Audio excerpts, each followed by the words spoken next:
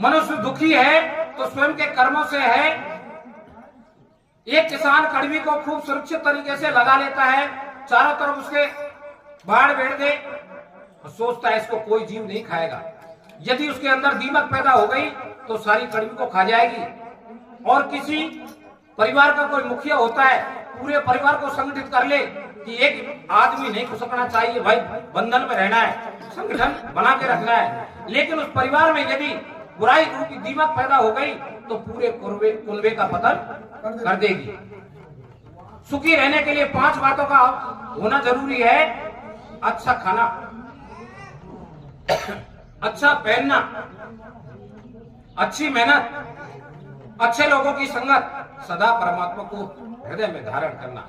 जो खेल चालू होता है वो भोजन से चालू होता है। सारी प्रक्रिया भोजन से चालू होती है। छांदोग्योपनिषद में लिखा है, आहार शुद्धे सत्व शुद्धे सत्व शुद्धे ध्रुवा स्मृति स्मृति लंबे सर्व ग्रंथि नाम वे प्रमोक्ष है। जब हमारा भोजन शुद्ध है तो हमारा अंतःकरण शुद्ध है। यदि अंतःकरण शुद्ध है तो हमारी बुद्धि शुद्ध और अटल होगी। जब बुद्धि शुद्ध और अटल है तो हमकी ब्रह्म की जिज्ञासा रखने वाले जो जीव हैं उसकी ओर आगे बढ़ जाएंगे, उसकी प्राप्ति का रास्ता खुल जाएगा। तो भोजन शुद्ध नहीं है तो कुछ नहीं है। कर्म ही प्रधान बताया है।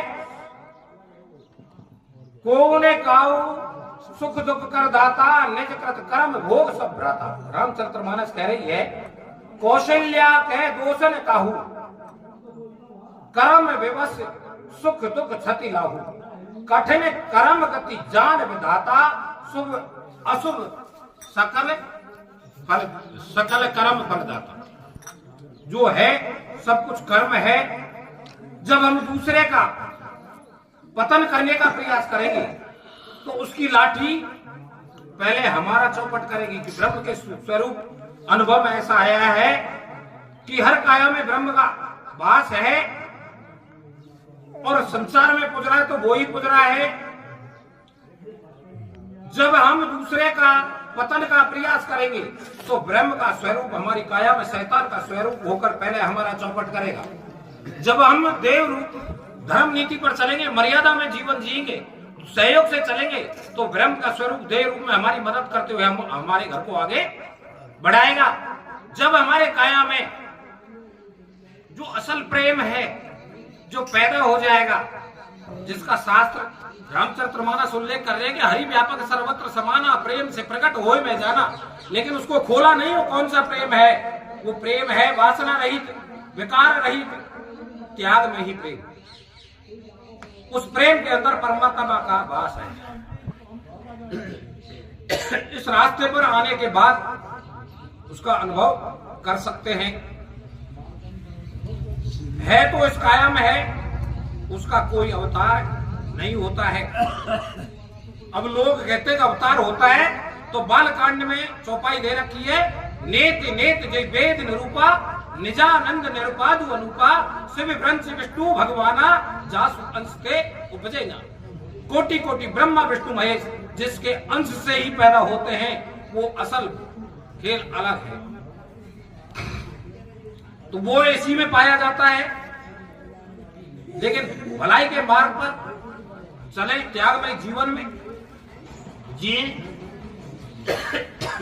प्राणी मात्र के प्रति स्वार्थ रहित प्रेम रखें तो उसका अनुभव कर सकते हैं। और सुख है तो इस काया में है और दुख है तो उस काया में ही है। जब मनुष्य की काया में भलाई का प्रवेश हो जाएगा उसी दिन उसके घर में और काया में सुखों की शुरुआत हो जाएगी। जिस दिन मनुष्य के शरीर में बुराई का प्रवेश हो जाएगा उसी दिन उसकी काया में और घर में दुखों की शुरुआत हो जाएगी। तो इसके ऊपर एक अनुभव की वाणी है, व्यवहार से सुख होते हैं, व्यवहार से दुख हो, शुद्ध व्यवहार कर भाई, तेरा जीवन सुख में हो। मधुर सहज सी बोली हो, उत्तम हो व्यवहार। वे प्राणी बिन योधि जीते सब संसार। जिनका व्यवहार रहा है उनने संसार को नई दिशा दी है। और जिनको ये लोग पूछते हैं ये ब्रह्मा है, इसका मंदिर है, ये कृष्ण है, सबके हाथ में हथियार हैं। या तो वो किसी से डरते हैं या उनकी दुश्मनी है किसी से। जिनने उस परम सत्य को पाया है उनने कभी किसी पर हथियार नहीं उठाया है। कबीर साहिब ने पाया, संत रैदास ने पाया, संत दादू दयाल ने पाया, नानक जी ने पाया। उनने किसी पर हथियार चलाया हो तो बता दूंगा। उन्हें अपनी वाणी के प्रभाव से समाज को नई दिशा दी।